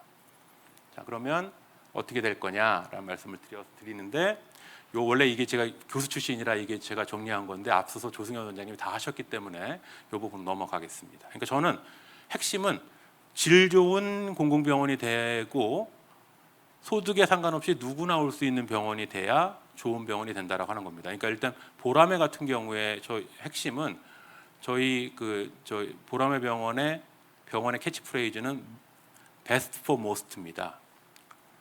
어려운 서울 시민을 위해 있는 게 아니라 모든 서울 시민에게 최상의 의료 서비스를 제공한다입니다. 저희 보라매 병원 의료급여 15% 봅니다. 전체 진료량의 15에서 20%를 보는데 저는 이게 황금 비율이라고 생각합니다. 물론 이것 때문에 또 의료급여 15%밖에 안 보는 병원이 무슨 공공병원 욕도 먹어봤습니다. 근데 3,000명이 외래가 있습니다. 3,000명 외래, 3,500명 봅니다. 3,000명 외래에 3,500명 정도를 보는데 그러면 의료급여가 몇 명이 섞여 있습니까? 600명이 섞여 있습니다. 생각해 보십시오. 어떤 병원은 100명 중에 80명이 의료급여입니다. 외래에 가면은 이게 미온먼지 이게 다 보입니다. 3,000명이 있는 데서 의료급여를 찍어낼 수 있으십니까? 못 찍어냅니다. 그러니까 예를 들면 아까도 이게 다시 말씀드린 겁니다. 이게 지금 실용주의적이고 계량주의적인 시각일지 몰라도 저는 꽤 괜찮은 병원에 우리가 두루두루 잘 사는 동네라면 3,000명의 중산층이 있고 그 안에 한 5, 600명이 어려운 사람이 섞여 있으면 티가 절대 안 납니다. 그러니까 특정 병원에 미혼모가 배 이렇게 해갖고 가면은 다 걸리는데 보라매에서는 티가 안 납니다. 그러니까 이게 이제 보라매 입장에서는 이제 우리의 설립 목적이라고 생각을 하는 거고, 그게 이제 다른 분들 보시기에는 아니다고 할 수도 있는 거죠. 자, 그래서 저는 이게 핵심 1번이고요. 두 번째는 접근성이 똑같이 접근할 수 있어야 됩니다. 그 다음에 이렇게 가야 되죠. 어렵다고, 그러니까 예를 들면 이런 거죠. 모두에게, 그러니까 보라매도 좀 불친절하거든요. 모두에게 불친절하면 돼. 근데 저 있는 사람한테는 잘해주고 저기 없는 사람한테 불친절한 건 아닌 것 같아. 그러니까 우리는 그냥 다 불친절해. 그게 이게 핵심입니다. 왜냐하면 거기에서 받는 서름이 상당히 크거든요. 그다음 이 4가지가 핵심이라고 되는데 앞서 우리 조승현 원장님께 말씀하셨기 때문에 저는 그냥 넘어가겠습니다. 네. 그래서 저는 이 과가 지금 문제인데 제2병원을 하게 될 경우에는 현재 있는 대구의료원 수준으로 하시면 안 됩니다. 내과가 강력해야 됩니다. 내과가 강력해야 되고 수술을 좀 하셔야 됩니다. 암은 그 다음 문제입니다. 어차피 암을 지방의료원이 하겠다는 거는 좀 전략적으로 판단해야 되는데 결국 심장하고 뇌는 심장, 뇌, 신장, 그러니까 콩팥, 심장, 뇌 요거에 대한 1차 관련을 하지 않으시면은 의료의 질이 좀 많이 힘드실 겁니다. 그리고 뒷단 얘기 하겠습니다. 자, 그래서 이제 향후 과제 공식화 하셨고, 그러면 이제 마지막으로 이제 궁금한 거 말씀을 좀 드리겠습니다. 뒷단에 우리 김종현 선생님 강의 자료가 일부 겹치는데, 그럼 어떻게 할 거냐의 문제인 거거든요. 3가지 선택지가 있습니다. 대구시가 직영하시면 됩니다. 그러니까 새로 생기는 병원은 다 공무원입니다.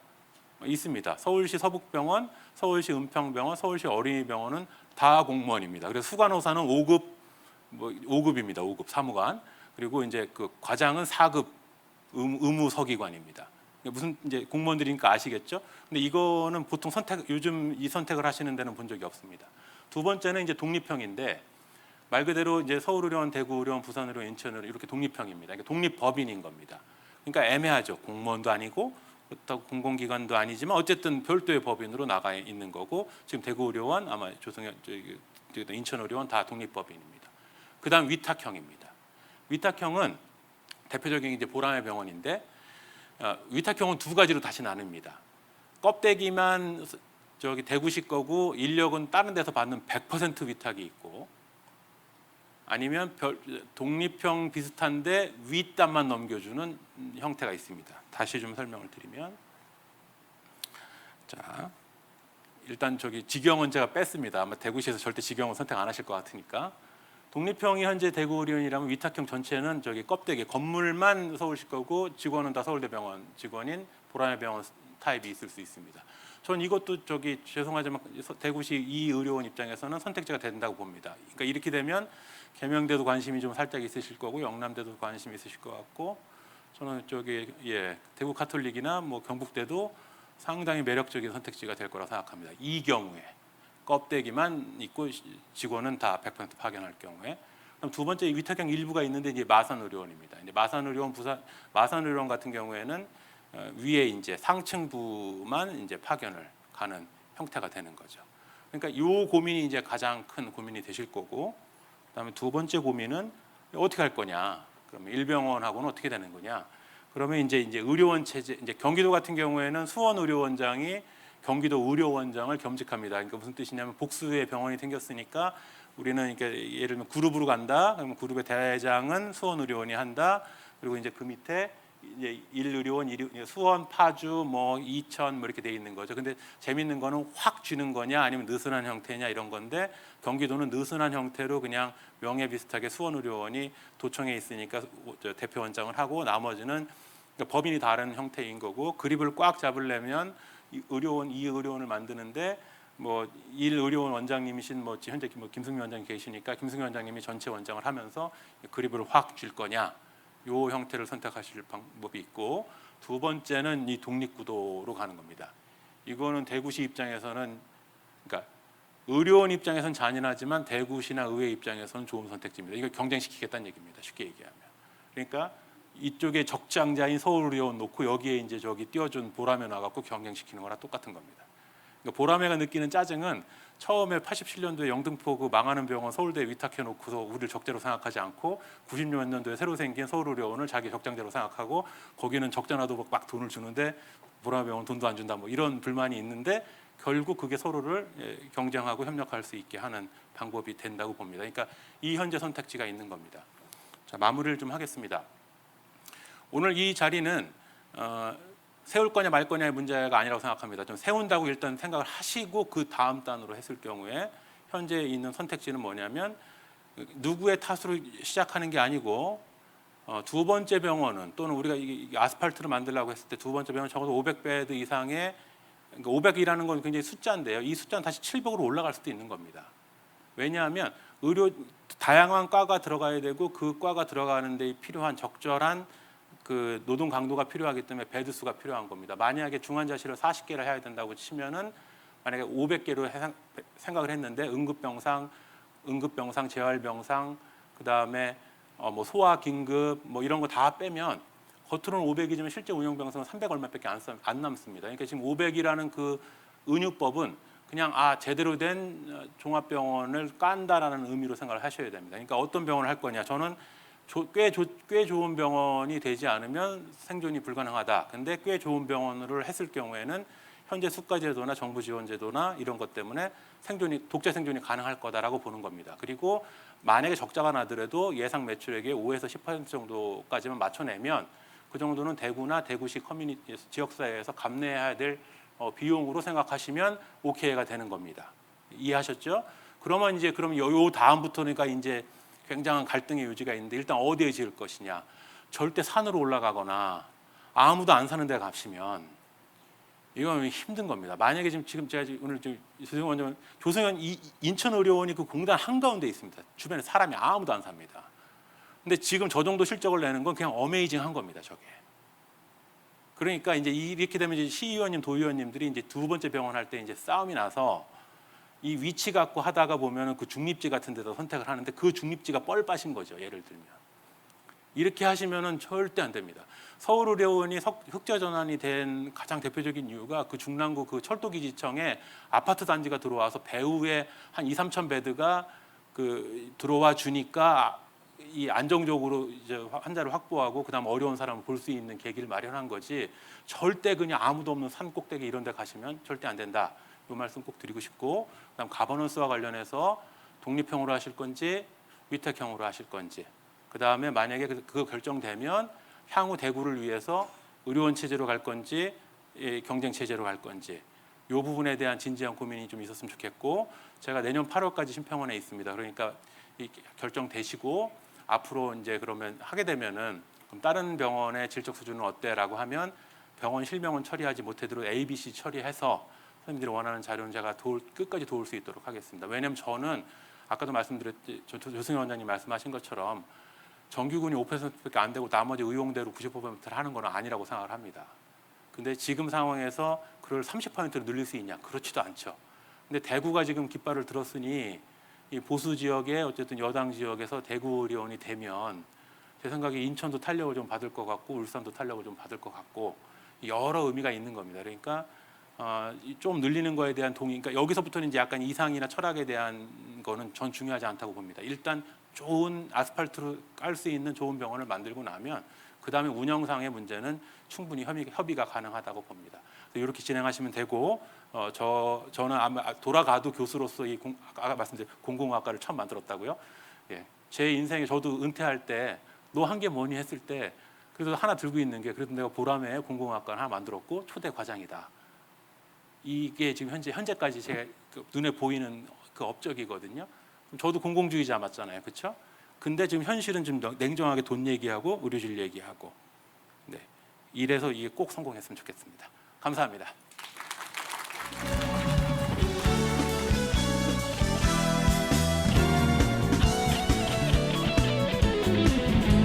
마지막으로 대구 공공보건의료 현황과 대구 의료원에 바라는 역할이라는 주제로 김종현 단장님의 발제가 있겠습니다. 김종현 단장님은 현재 대구광역시 공공보건의료지원단 단장을 맡고 계십니다. 네, 먼저 발표해 주신 우리 조성현 원장님하고 이진용 소장님께 감사드립니다.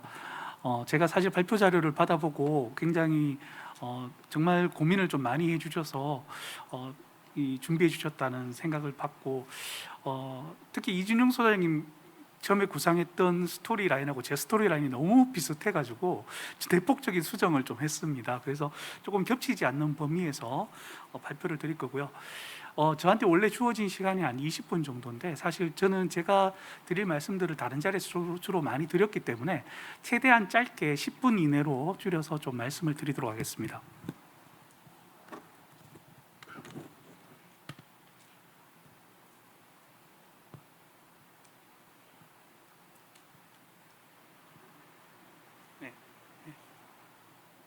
네.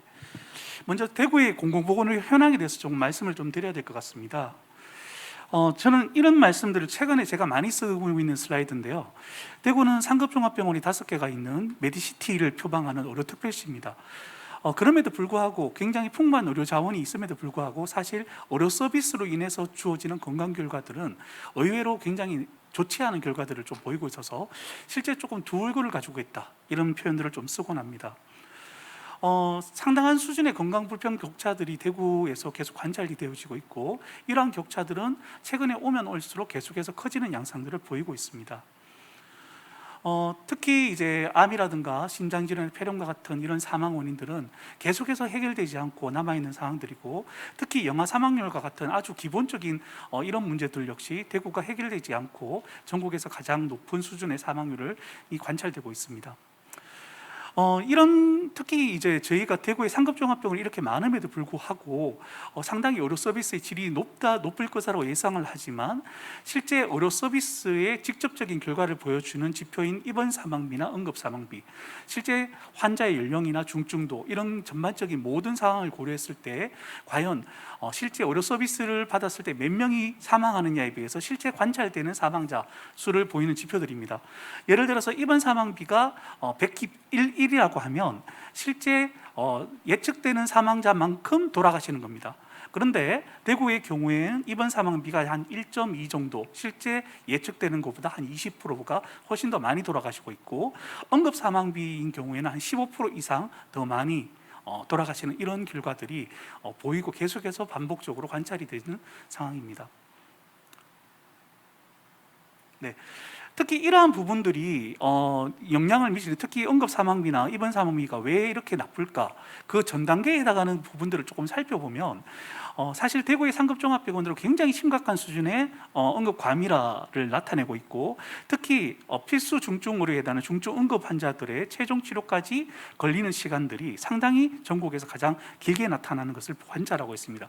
그렇다 보니까 당연히 입원 사망비나 아니면 응급 사망비가 나빠질 수밖에 없는 그런 결과를 나타낼 수밖에 없죠.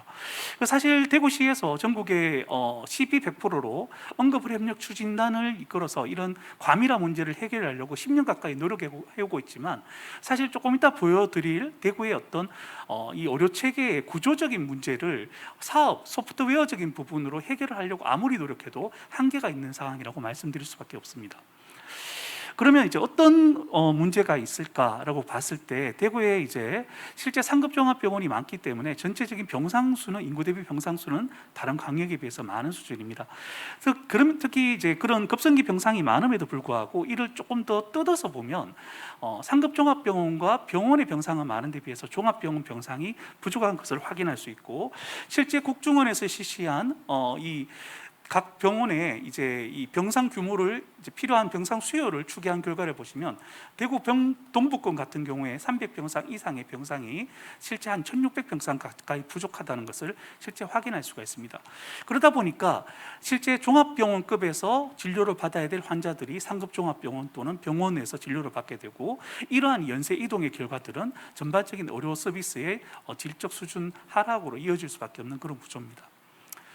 그래서 저희가 이제 대구시에서 여러 가지 현안들을 바라봤을 때 공공의료에 여러 가지 문제들이 있지만, 특히 지금 추진하고 있는 제2대구의료원의 건립은 굉장히 중요한 문제이고, 이런 문제들은 굉장히 중장기적으로 해결할 문제지만, 그보다도 시급하게 해결할 문제이기 단기적으로는 대구의료원의 진료 기능 역량을 강화해서 실제 400에서 500병상 규모에 해당하는 대구의료원이 이런 대구의 필수 의료 서비스 보장에 있어서 핵심적인 역할을 단기적으로 해줘야 된다라고 말씀드릴 수 있습니다.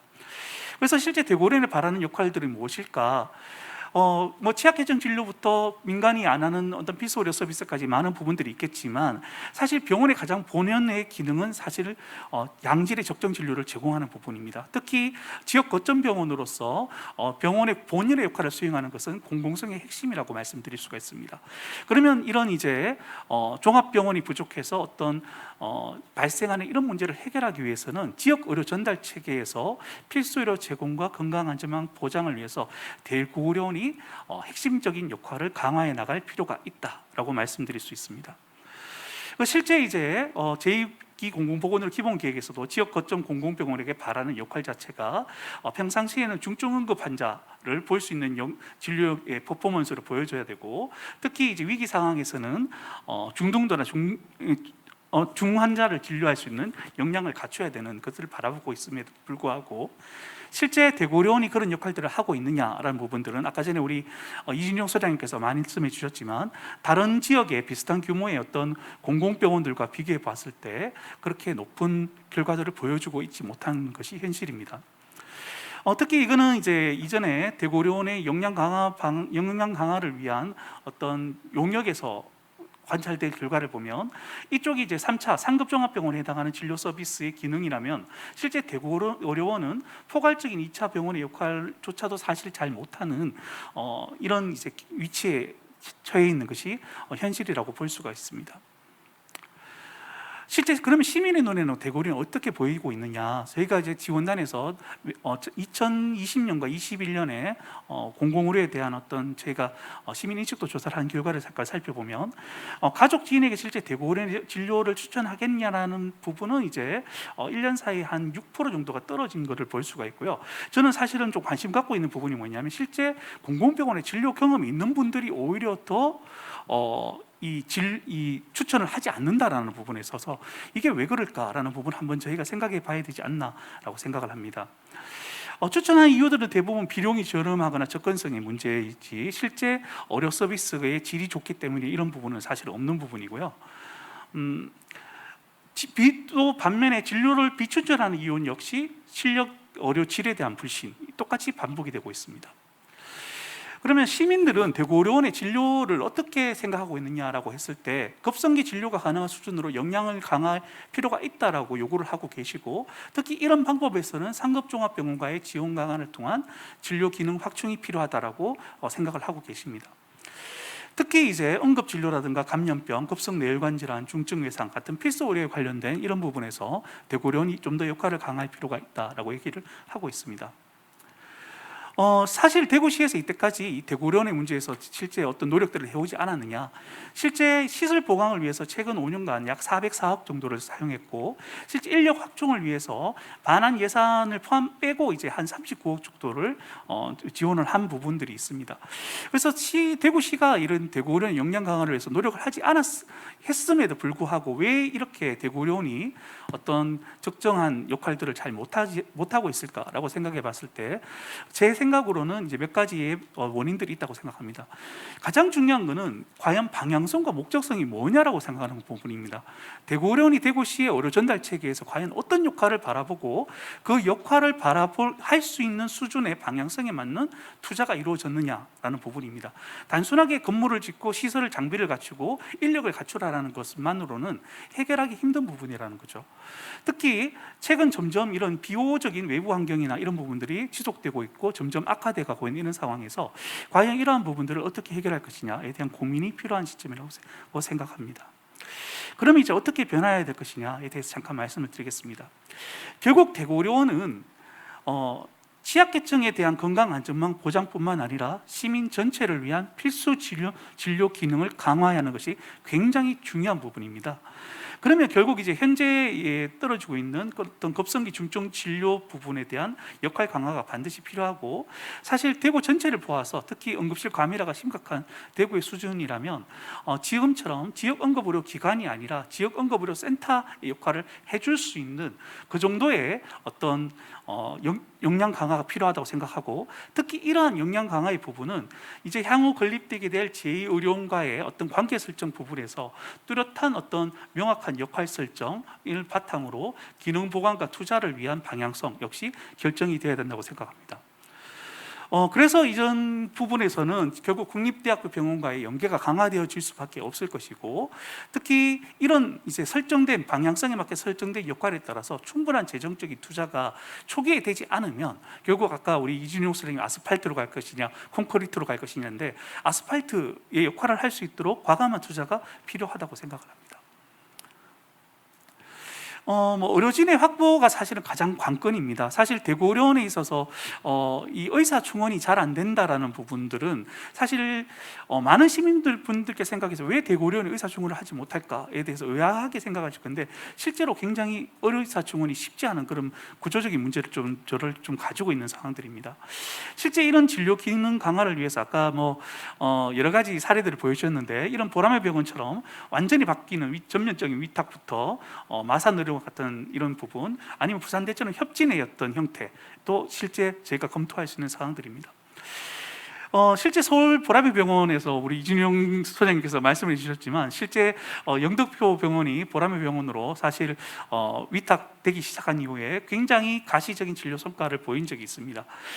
그래서 저희가 이제 이 대구 의료원이 앞으로 향후에 어떤 방향으로 나갈 것이냐에 대해서는 무엇이 정답인지 사실 제가 답을 드릴 수는 없을 것 같습니다. 그런데 정말 중요한 것은 뭐냐 하면, 현재 지금 대구의료원은 이대로는 그대로 안 된다라는 문제의식이 여러 가지 내부나 외부에서 계속해서 나오고 있는 상황에서, 과연 이런 대구의료원이 앞으로 대구 시민들을 위해서 어떤 역할을 할 것이냐, 그 다음에 이걸 하기 위해서 어떤 형태로 시설 투자와 역량 강화를 할 것이냐에 대한 단계적인 로드맵이 반드시 나와야 되는 시점이라고 생각을 합니다. 그러면서 결국 이 대구의료원의 진료 역량은 이를 어떻게 하기 위해서는 반드시 좀 짧은, 특히 이런 이제 대구시장님이 바뀌어야 되는 이런 상황에서는 좀 단기간에 시민들 또 이해관계자들의 어떤 생각들을 모아서 앞으로 어떻게 대구의료원이 시민들을 위해서 역할을 할지에 대한 어떤 이런 TF를 좀 만들어서 좀 활동할 것들이 굉장히 단기간에 필요하다고 제안을 드립니다. 결국 이제 우리 많은 지역 거점 공공병원들이 코로나 시기를 거치면서 사실 많은 시민들의 건강 안전망을 위해서 많은 노력을 해왔지만 이제 곧 포스트 코로나 시대에는 냉정한 평가를 받아야 될 시점이 곧 도래하고 있습니다. 그래서 현재 얘기하고 있는 부분들은 기능의 회복을 이야기하고 있는데 지금은 기능의 회복이 아니라 재도약을 바라봐야 될 시점이라고 생각합니다. 네, 감사합니다.